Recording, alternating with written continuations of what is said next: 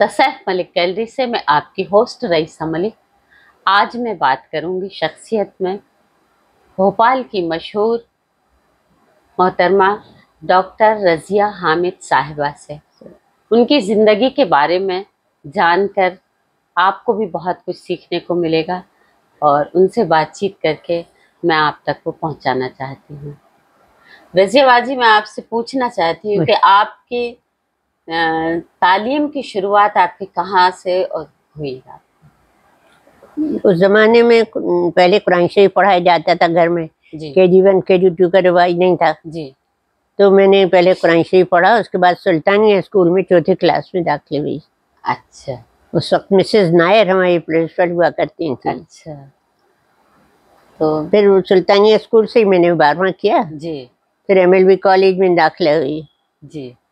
तो वहाँ मुझे शौक था कि मैं अलीगढ़ में पढ़ूंगी। उस वक्त कॉलेज खुला नहीं था भोपाल में लड़कियों का। जी। जब मैं कॉलेज नौबत आई तो कॉलेज खुल चुका था। अच्छा। तो फिर अलीगढ़ नहीं जाए। जी। इस तरह से जी MLB कॉलेज में मैंने पढ़ा। जी। फर्स्ट ईयर किया था मैंने कि मेरी शादी हो गई। अच्छा। अच्छा खानदान है जी। हाजीजा और हुसैन साहब मारूफ खान थे भोपाल के। जी। वो सर सैयद सानी कहलाते थे। तालीम के बहुत राग़िब थे।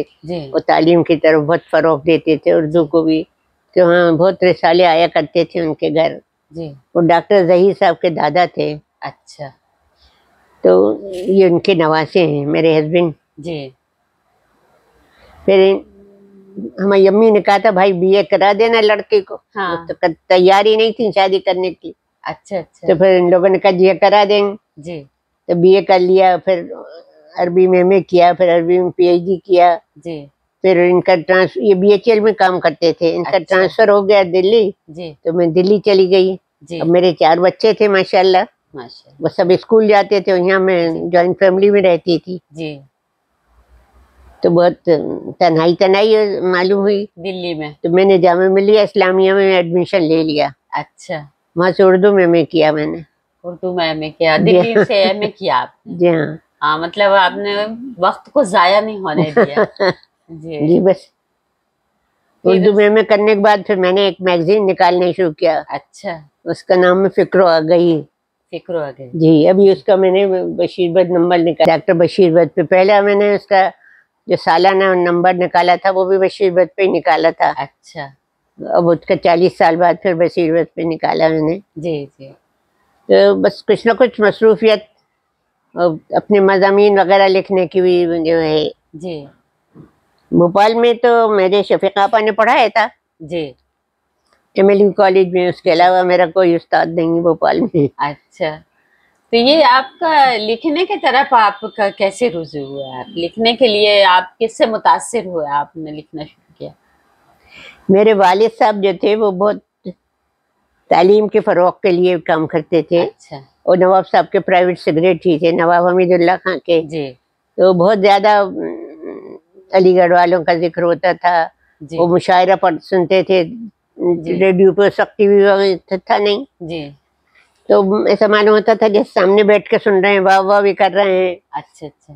तो हम लोग भी सब उनके साथ बैठे रहते थे। जी। इस तरह से वो कुछ मुशायरों का अदब का सिलसिला शुरू हुआ। जी। फिर हमारे ससुराल में भी सब अदबी लोग थे माशाल्लाह। जी। तो ये आपने एम इरफान का नाम सुना होगा। जी। एम इरफान साहब इनके हामिद साहब के मामू के दोस्त थे, क्लास फेलो। अच्छा। तो वो भी आते जाते थे। जी। और मेरे वालिद साहब से भी उनकी बहुत फरमत थी। जी। तो उन्होंने भी बहुत ज्यादा हौसला अफजाई की मेरी। जी। तो पढ़ो पढ़ो, तुम जरूर पढ़ो, कुछ लिखा करो। जी। तो इस तरह से तो शुरुआत कैसे करी आपने लिखने? कहानियाँ लिखी पहले। कहानियाँ लिखी? सबसे पहले कहानी का नाम याद है कुछ आपको? उसका वो याद है? स्कूल में लिखवाई थी हमारी टीचर ने। जी। कहानी। जी। उसके बाद नाम याद नहीं आ रहा। जी।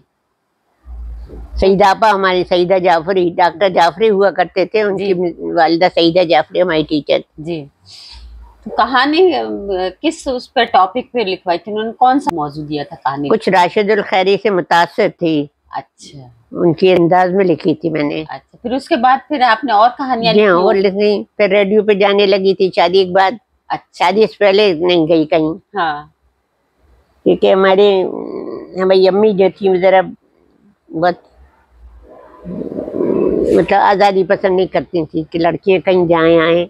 हाँ। जहाँ वो जाती थी वहाँ हम जाते थे। हाँ, मतलब उनका ये होगा कि आप यहाँ पढ़ लो, लिख लो, सब कर लो, अपने घर जाके जो दिल चाहे आप करो। ये भी होता है ना, लोग सोचते हैं पेरेंट्स कि चलिए हम तो पढ़ा लिखा के काबिल बना देते हैं, फिर अपने घर जाके जैसे माहौल होगा उसमें ढलने वाली बात हो जाती है। तो उस हिसाब से उस वक्त सोचा। हमारी अम्मी जो थी वो स्कूल की तालीम याफ्ता नहीं थी, वे पुराने जमाने की घर के पढ़ी हुई थी। जी जी। मगर उन्हें भी पढ़ने का पढ़ाने का बहुत शौक था। अब स्कूल में कभी ऐसा होता था, लड़कियां कहती थी अपन कल नहीं जाएंगे। हाँ। टीचर कह रही है कि खेल होंगे, ये होगा वो होगा। अब अम्मी से कहते थे अम्मी हम नहीं जाना, नहीं स्कूल तो जाना है। मतलब उनको ये था कि हमने नहीं पढ़ा, हमारे बच्चे तो पढ़े। तो अल्हम्दुलिल्लाह मेरे में 5 बहनें एक भाई हैं, हम सब PhD हैं अलग अलग सब्जेक्ट। माशाल्लाह जी। तो आपने जी दैनिक भास्कर से कोई आए थे, उन्होंने इंटरव्यू लिया था जी, वो छपा हुआ था दैनिक भास्कर में। अच्छा जी। तो दिल्ली में कितने साल रहे आप? दिल्ली में? हाँ, 23 साल रहे थे। अच्छा, दिल्ली में हम लोग 23 साल रहे थे। 23 साल रहे। तो वहाँ कितनी किताबें लिखी होंगी आपने? वहाँ 15-20 तो लिखी होंगी। अच्छा। तो मैगजीन भी निकालती थी ना मैं। हाँ, मैगजीन भी निकालती थी, किताब अफसाने भी लिखती थी रेडियो पे जी। अफसाने तो नहीं छपे, एक ही छपा था जी, वो मध्य प्रदेश उर्दू अकेडमी ने छापा था जी। उसके बाद मैंने नहीं छापा। अब अभी वहाँ भोपाल में रेडियो स्टेशन पे थे रईस सिद्दीकी साहब जी, वो कहने लगे अरे आपने क्यों नहीं छापा, किताबें छापिए, आपके अफसाने हम तो समझते थे आपके मजमूए छपे होंगे जी जी। तो फिर अभी 2 मजमूए छपे। अच्छा, मतलब शाया होने वाले हैं जी, हो गए। तो उनके कुछ किताबों के नाम आपके जो शाया हो चुके हैं? कौन सी किताबें? बहुत सारी किताबें, 26 किताबें। 26 किताबें हैं आपकी। बिल्कुल, हम और 26 किताबों को भी धीरे धीरे दिखाएंगे हमारे दर्शकों को कि वो देखें और देख के उससे कुछ ना कुछ। और उनके सब्जेक्ट क्या रहते हैं ज्यादातर? तनकीद। तो तासुराती मजमून भी लिखे हैं मैंने, मगर तनकीद ज्यादा लिखी है। अच्छा, तो किस और बहुत मतलब इस्तिलाही तनकीद नहीं लिखी कि पढ़ने वाले को समझ में नहीं आई। हाँ, मतलब उसकी खूबियां बताई हैं कि इसमें ये खूबियां है, इसमें तशबीह है, इस्तारा है। हाँ, इस तरह की चीजें बताई। हाँ, तो खूबियों के साथ साथ कमियां भी बताई होंगी कि अगर ये चीज ऐसे होती कमियां कम बताई हैं। हाँ, क्योंकि अब हजम नहीं होता लोगों को। अच्छा। हाँ, नहीं तनकीद तो तनकीद होती है, फिर उसमें तो जब आदमी खूबी बताता है तो उसकी कमजोरी भी बताता है। बैन सतूर है जी। तनकीद वो कमजोरी जो है वो बैन सतूर है जी। लेकिन ऐसा होना नहीं चाहिए, आदमी को सीखना चाहिए कि हाँ हम में ये कमी है, हमको दूर करना है इससे जी, है ना। तो और आपकी क्या मसरूफियात रही हैं? बस लिखना पढ़ना। बस लिखना पढ़ना रहता। मैंने सर्विस नहीं की। सर्विस नहीं की आपने? हमें तो लगता था शायद कहीं सर्विस भी की होगी आपने। सर्विस नहीं की हो, वो अफसोस होता है। मैं अगर जामिया के अपने प्रोफेसर से कहती तो मिली जाती, मगर मैंने कभी ख्वाहिश उनके सामने कहा नहीं। हाँ, बच्चों की तरबियत में और लिखने पढ़ने में आप इतने मसरूफ हो गए कि आपको जरूरत ही नहीं महसूस हुई फिर उसके बाद जी। और अभी अब क्या चल रहा है? अभी तो कुछ, मेरी 5 किताबें जो है वो अधूरी रखी हैं जी, उनको पूरा करना है मुझे जी। और अभी बशीर बद नंबर निकाला है मैंने। अच्छा जी, तो ख्याल में अभी तो 1 आध महीने पहले उसका रिलीज हुआ है वो जी। हाँ, देखा मैंने भी देखा कि वो यहाँ से देख के मैंने देखा था कि आपने निकाला है। और ये जी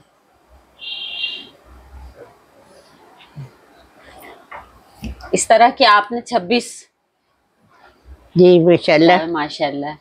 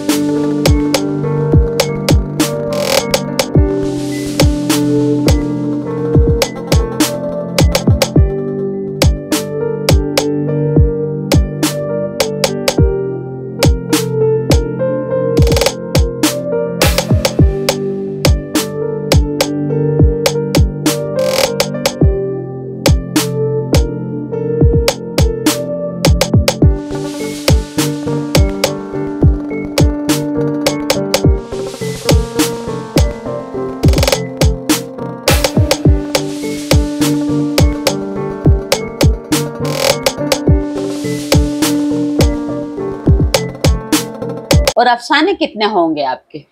अफसाने तो मेरे 100 हो तो बहुत कम नहीं होते।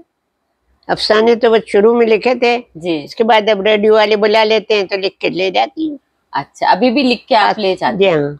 हाँ, तो मतलब वो मौजू देते हैं आपको कि इस पे लिखना नहीं, है? वो कहते हैं या मौजू देते हैं तो फिर तनकीदी या तासराती मज़ामीन का होता है। हाँ, और अगर कहते हैं कि आप अफसाने लिख के लाइए तो आप अपनी मर्जी से लिख के लाइए। अपने मर्जी से लिख के लाइए। तो वहां जाकर आप पढ़ते होंगे रेडियो में जाकर? जी हाँ, रेडियो पढ़ते है ना जी। ये बशीर बद्र साहब पे आपने ये पहली निकाली थी ये वाली? जी है ना? पहले ये एडिशन निकाला था, ये वाला एडिशन पहला निकाला। उसके बाद ये खत्म हो गया जी, तो फिर उसका दूसरा एडिशन ये निकाला था मैंने, और फिर उसके बाद ये तीसरा एडिशन, फिर अभी हाल में इसका ये निकाला मैंने। तो ये बशीर बद्र साहब जी। और उसके अलावा आपने? इसके अलावा मैंने अलीगढ़ पे 4 रिसाले निकाले जी। ये अलीगढ़ पे हैं? जी, ये अलीगढ़ पे जी। 4, ये अभी निकाला 20 में जी। ये अलीगढ़ के 100 साल हो गए थे तब जी। अच्छा, अलीगढ़ बनने के 100 साल होने पे आपने निकाला था। और सर सैयद के 100 साल होने पे मैंने सर सैयद नंबर भी निकाला है, वो अभी दिखाती हूँ, वो रखा है जी। और ये वाली जो आपने जी, ये रिफत सरोश जी, ये आपने नाम सुना होगा, ये रेडियो पे अनाउंसर थे जी। और मैंने भोपाल नंबर निकाला था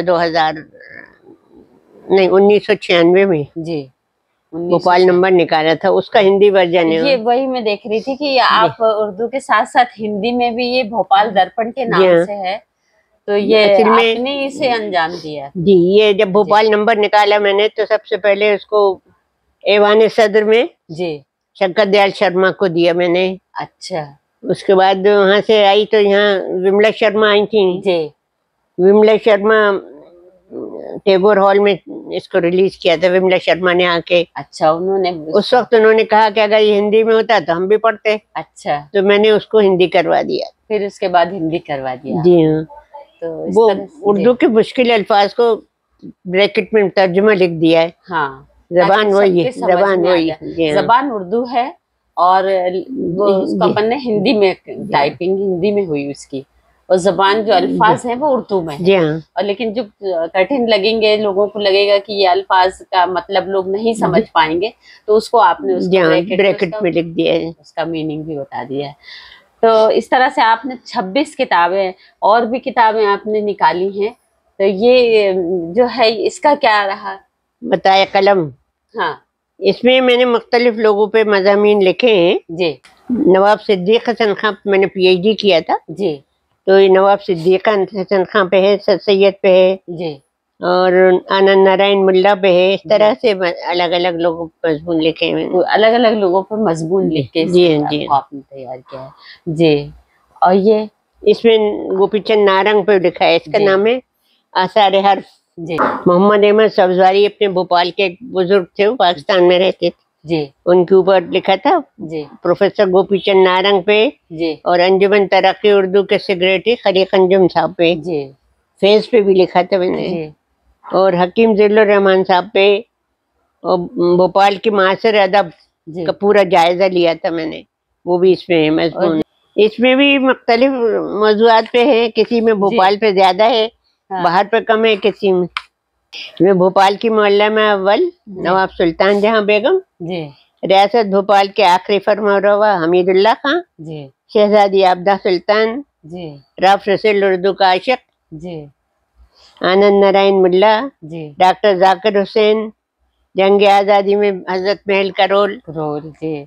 और ये कायनात फिक्र व नजर की जो है आपकी, कायनात फिक्र नजर जी,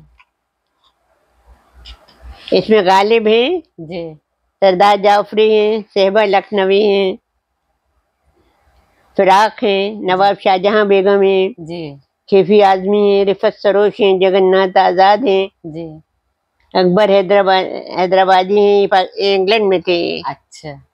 खेफी आजमी हैं जी, और ख्वातीन अफसाना निगारों का एक जायजा है। अच्छा। और ये फहमदार, ये फेमो इदराक जी, ये मुल्ला रमूजी हैं जी, डॉक्टर असलम परवेज जी, ये JNU में पढ़ाते थे जी। और मकसूद इलाही शेख इंग्लैंड में रहते थे, उन्होंने अपनी 2 किताबें भेजी तो उस पर उनको मजमून लिखा था मैंने जी। रियासत भोपाल की 2 खातून फरमारवा, नवाब शाहजहां बेगम और सुल्तान जहां बेगम, और हयात अली, हिमायत अली शायर जी, हैदराबाद के थे, एक बहुत मशहूर शायर थे हिमायत अली शायर जी। उनकी खुदनविश छपी थी मंजूम, उस पे मज़ामीन। अच्छा। और जनाब मलिकजादा मंजूर अहमद पे जी, चंद खातून की खुदनविश में उनकी वालदाओं का जिक्र। अच्छा। ये भी जी। तो 2-3 और भोपाल की शायरात का जिक्र जी। और ये रिफत सरोश पे है, 2 किताबें एक साथ निकाली थी मैंने जी। रिफत सरोश यहीं तो थी, कोई बात नहीं जी। रिफत सरोश बहैसियत नसर निगार जी, रिफत सरोश जी। यही रिफत सरोश शख्सियत फन जी, और यही रिफत सरोश बहैसियत नसर निगार। सेमिनार वगैरह भी अटेंड किया होंगे जी? सेमिनार में भी जाती हूँ जी। और आपको और दिखाती हूँ मैं, अब मैंने अपनी थीसिस तो दिखाई नहीं आपको जी, नवाब सिद्दीक हसन खां पे जी। और अलीगढ़ पे मैंने एक अलीगढ़ नंबर निकाला था, इससे लोगों ने इंसाइक्लोपीडिया का है, भोपाल नंबर को भी इंसाइक्लोपीडिया का है, वो भी दिखाती हूँ आपको। फिर मैंने सर सैयद नंबर निकाला। अच्छा। उसके अलावा एक अलीगढ़ अली ओल्ड बॉयज की नजर में जी, उनकी यादों पे मुश्तमिल एक रिसाला निकाला था, 4 रिसाले निकाले मैंने जी। बहुत अलीगढ़ वाले समझते हैं कि मैं अलीग हूँ, पूछते हैं आप क्या अलीग है, मैंने कहा नहीं, कि आपकी तहरीर तहसीब लगती है जी। मैंने कहा मुझे अलीगढ़ से अकीदत है, बस और कुछ बात नहीं जी। क्योंकि आपका तो दिल भी था कि अलीगढ़ के कॉलेज में पढ़ूं, लेकिन अल्लाह ने आपको यहीं। अब मेरे वालिद साहब इस कदर जिक्र करते थे, फिर मेरी शादी हुई तो ये अलीग है जी। फिर मेरा बेटे ने अलीगढ़ में पढ़ा। बच्चों में ये लिखने पढ़ने का शौक आया है? बहुत ज्यादा है। अच्छा, तो वो भी लिख रहे हैं? सब बच्चे साइंस के तालिबे इल्म में, मगर उर्दू सब पढ़ते हैं, लिख भी लेते हैं जी। अब कहीं कहीं योग्यता की गलती हो जाती है, वो अलग बात है। ये रिसाले वगैरह निकालने का शौक नहीं है? रिसाला नहीं निकाला उन्होंने। जब हमारे घर में एक रूटीन था, रिवायत चली आ रही थी कि बच्चे एक उम्र के बच्चे मिलके रिसाला निकालते थे, हाथ से लिखते थे खुद। इस तरह से इन्होंने भी निकाला, मेरे हस्बैंड ने, मेरे बच्चों ने भी निकाला, बीच की नस्लों ने भी निकाला जी। और ये तनकीद वगैरह नहीं करी उन्होंने जी? ये इस तरह की किताबें या तनकीद? नहीं, किताबें नहीं लिखी या अफसाना कुछ इस तरह का नहीं, इस तरह नहीं है उन लोगों का रुझान। पढ़ने का बहुत शौक है जी। अब मैं खत्ताती नंबर निकाल रही हूँ, बैनुल अक़वामी खत्ताती नंबर, बैनुल अक़वामी बैनुल लिसानी खत्ताती नंबर जी। तो उसके लिए हमारे बच्चों ने ज्यादा हमें किया कि अम्मी खत्ताती नंबर निकालिए जी। वो जहाँ जहाँ जाते हैं टूर पे जी, वहाँ से किताबें खत्ताती के खरीद के ले आते हैं। तो मेरे पास बहुत सी जगह हैं, अब उसको मैंने तकरीबन 300-400 सफ़े का निकलेगा जी। तो इंतखाब भी शुरू कर दिया है। दिल्ली से एक खत्तात आए भी थे मेरी मदद करने जी। तो इंशाअल्लाह ताला 2026 में खत्ताती नंबर आ जाएगा वो। फिर उसके बाद फिक्र आ गई बंद कर दूँ। ऐसा मत करिएगा, बहुत से लोग कह रहे हैं कि मुजफ्फर हनफी साहब पे एक नंबर निकाल दीजिए जी। हमने कहा अच्छा देखते हैं। हाँ वही मैं मुजफ्फर हनफी साहब मेरे उस्ताद थे। हाँ, बंद करने की तरफ मत सोचिए, आप तो आगे बढ़ते रहिए। बहुत असल में छुट्टी नहीं है, मुँह से ये काफी लगी हुई जी। बस लिखना पढ़ना हाँ आदत है वो, आप चाहे भी तो नहीं छोड़ सकते उसको। पैसे बहुत खर्च होते हैं। हाँ, अब कभी कहीं तो कभी मिल जाता है, 2-3 तंजीमें ऐसी हैं जो पैसे देती हैं किताबें छापने की जी, मगर बाज़ दफा नहीं मिलता। अब मैंने उर्दू तरक्की उर्दू काउंसिल को तकरीबन 3 साल पहले एक किताब जमा की थी जी। उनकी मीटिंग नहीं हुई, अब सुना है कि मीटिंग हो रही है, तो उन्होंने वो किताब मुझे वापस भेजी जी। और लिखा कि इसको आप दोबारा भेज दीजिए। अच्छा, तो हमने भी दोबारा भेज दी, मगर अभी तक मीटिंग नहीं, वो पैसे देते हैं हाँ। किताब छापने के जी जी। अफसाने में से कुछ थोड़ा सा सुनाती। बदलते रंग उसका उन्वान है जी। इसमें बताया है कि पुराने समाज और नए पुराने लोगों की सोच और नए लोगों की सोच में क्या फर्क है? रानू देख, आज टीवी पर कितना अच्छा प्रोग्राम आ रहा है, ये देख अखबार। रेखा ने खुश होकर अपनी बहन को बताया। जी। सच रेखा, मगर यार आज पापा की भी छुट्टी है, वो तो ऐसे प्रोग्राम न देखने देते न खुद देखते। जी। अब तो खुद सोच भला, अंग्रेजी गाने सुनने में क्या बुराई है? जी। वो कैसे कपड़े पहनते हैं, किस तरह गाते हैं, ये तो उनकी मौसीकी आवाज है। जी। हमारे यहाँ भी तो ठुमरी, दादरा, कथक, मणिपुरी और राग और नाच हैं जो हमारी प्राचीन सभ्यता को बताते हैं। जी। रानू ने तबसरा करते हुए कहा। जी। रानू सुनो, पापा को कहीं भिजवा दें, मालूम करें किसी के घर भजन कीर्तन हो रहा हो तो उसके घर न्योता दे देते हैं। जी। जा रानू, तू जरा खोज लगा। देखा पापा, हमारे लिए मसला बनते जा रहे हैं। आखिर अब हम बड़े हो गए, अपना अच्छा बुरा समझते हैं, कुछ सर्विस करके उसका बोझ हल्का कर रहे हैं। उन्होंने पढ़ा लिखा कर किसी काबिल बना दिया है, मगर इसका मतलब ये तो नहीं कि हमारी एहसास पे पाबंदी लगा दें। यूं बैठो, ये पहनो, इससे मिलो, इस तरह मिलो, ये खाओ, ये प्रोग्राम देखो, ये ना देखो, यहाँ जाओ वहाँ ना जाओ, नाक में दम कर दिया है।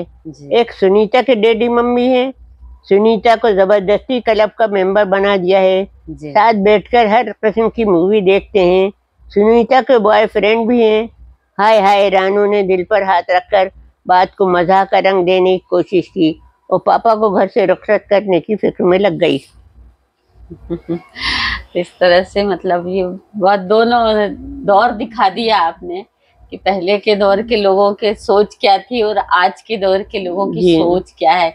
मतलब वो लोग समझते हैं कि आजादी का मतलब नहीं समझते जी। एक तरह से देखा जाए तो आजादी का मतलब, आजादी तो हर पेरेंट्स देता है अपने बच्चे को, लेकिन वो आजादी हमको किस हद तक अपने अंदर लाना है, उस पर किस हद तक चलना है, उस आजादी को किस तरह से उसको यूज करना है, वो मतलब नहीं समझते और दूसरों की चमक दमक को देख के उस तरफ झुकाव आ जाता है। ये आपने बता दिया है सब सारी। असल में माहौल ऐसा होता जा रहा है जी। ये टीवी जो है और खासतौर से मोबाइल छोटे छोटे बच्चों के हाथ में भी है, तो वो उनका दिमाग कुछ अलग तरह से सोचने लगता है। हाँ, ये चीजें देखी जाए तो बहुत अच्छी भी है अगर आदमी सही लाइन पे सही चीज से इस्तेमाल करे, और अगर उसको हम अपनी तहजीब को बोझ ना समझे तो बहुत कुछ उसमें मिलावट करके हम उसको अच्छा बना सकते हैं। आपने बताया आपने पीएचडी भी की थी, तो पीएचडी का सब्जेक्ट क्या था आपका? नवाब सिद्दीक हसन खां बहुत बड़े आलिम थे ये।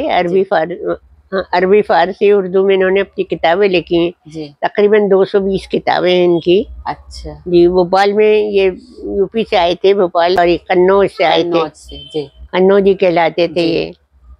उनकी फिर शादी हो गई थी नवाब शाहजहां बेगम से। अच्छा। शाहजहां बेगम के शोहर का इंतकाल हो चुका था, बाकी मोहम्मद खां जी। सुल्तान जहां बेगम उनकी बेटी मौजूद थी जी। तो फिर वो नवाब सुल्तान शाहजहां बेगम के साथ उन्होंने हुकूमत में हिस्सा लिया। जी। ये जो नूर महल है ये उन्हीं का लिए बनवाया था शाहजहां बेगम ने। अच्छा। पूरा नूर महल बसाया था। जी। तो नवाब सिद्दीक हसन खां मैंने काम किया है। उस वक्त उनकी किताबें नहीं मिलती थी, बहुत ढूंढी किताबें, पुरानी किताबें। अल्लाह का शुक्र है कि काफी मुझे मिल गई थी। अब वो मैंने सब किताबें जो मुझे थी वो मैंने दिल्लुर रहमान साहब को दे दी अपने सीना एकेडमी के लिए। अच्छा। क्योंकि वो पुरानी किताबें कागज खस्ता हो जाते हैं। हाँ, नहीं, और वो उसको प्रिजर्व करा लेंगे तो बाकी रहेंगी, वरना लोगों को पढ़ने के और उसके काम आएंगे। सही। आपके खानदान में और भी लोग कोई लिखते हैं, लिखा है? आपकी बहन ने भी लिखा है, मामू ने भी लिखा है क्या आपके? जी, मेरे मामू जो थे जी, उनकी एक किताब है मोमिन खां मोमिन जी। ये अब्दुल वाली साहब जी, उन्होंने एमए का मकाला लिखा था। एमए का मकाला जी।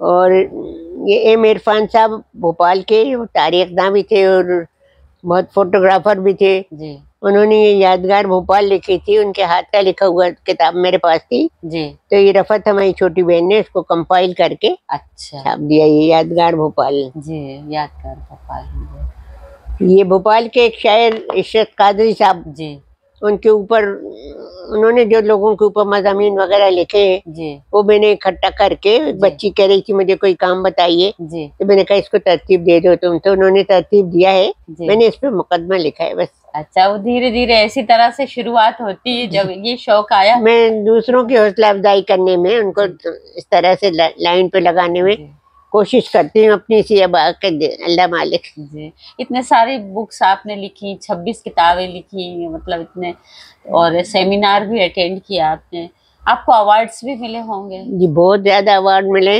जी, मुझे गिनती भी नहीं मालूम। अच्छा जी, वो सब यहाँ रखे हुए हैं। अच्छा, अल्लाह का शुक्र है साहब जी, वरना कहाँ। बस ये है कि हमने कहीं नौकरी नहीं की जी, किसी तालीमी इदारे से वाबस्ता नहीं हुए जी, तो उसका खमियाजा ये है कि आपको सेमिनार में बुलाएंगे क्योंकि आप किसी कॉलेज से वाबस्ता हैं। अच्छा। या यूनिवर्सिटी से। हाँ। मैं आपको बुलाऊंगी, आप मुझे बुलाइए। अच्छा, बगैर जो कहीं किसी इदारे से वाबस्ता नहीं है उसको लोग पूछते नहीं, पूछते हैं, मतलब बहुत ही, मतलब जी, जो बहुत ज्यादा गहराई से आपको समझ सकता है, जो जान सकता है कि हाँ आपका काम बहुत अच्छा है, या उसकी कदर करने वाले लोग ही मतलब जो बुलाते हैं, तो बुलाते हैं लोग। मगर आजकल चलन यही है कि तुम मुझे बुलाओ, मैं तुम्हें बुलाऊंगा। हाँ बिल्कुल सही कह रहे हैं आप, दौर बदलता जा रहा है तो लोगों का रवैया भी बदलता, तो मुझे भी कोई उसमें नहीं है, मैं तो अपना काम कर रही हूँ जी जी। मेरा शौक है लिखना पढ़ना, मैं लिखती पढ़ती हूँ। आपको पसंद आए जी ठीक है, नहीं पसंद आए तो नहीं। तो जितना बड़ा काम आपने कर दिया, अगर आप किसी इदारे में होते तो शायद इतना काम आप नहीं कर पाते जी जी। जो आप अभी आने वाली पीढ़ियों के लिए भी आपने जो चीजें इकट्ठा कर दी। वो गालिब ने कहा था जी, सॉरी आपके बात मैंने काट दी। बिल्कुल जी, गालिब ने कहा था कि न सताइश की तमन्ना न सिले की परवाह, गर नहीं है मेरे अशार में मानी न सही। बहुत तो मेरी इन तहरीरों में अगर कुछ नहीं है तो नहीं है, अगर मैं लिख रही हूँ तो लिख रही हूँ। बिल्कुल, यही चीज आगे आने वाले बच्चों के काम आएगी जी, और यही बहुत आपके तजुर्बे काम आएंगे। आपका बहुत बहुत शुक्रिया, आपने इतने कीमती वक्त में से। आपका शुक्रिया कि आपने मुझे इस काबिल समझा कि तशरीफ लाई। तो है इस काबिल, हम नहीं है इस काबिल आपके बराबर के, लेकिन फिर भी आपने मुझे वक्त दिया, इसके लिए बहुत शुक्रिया।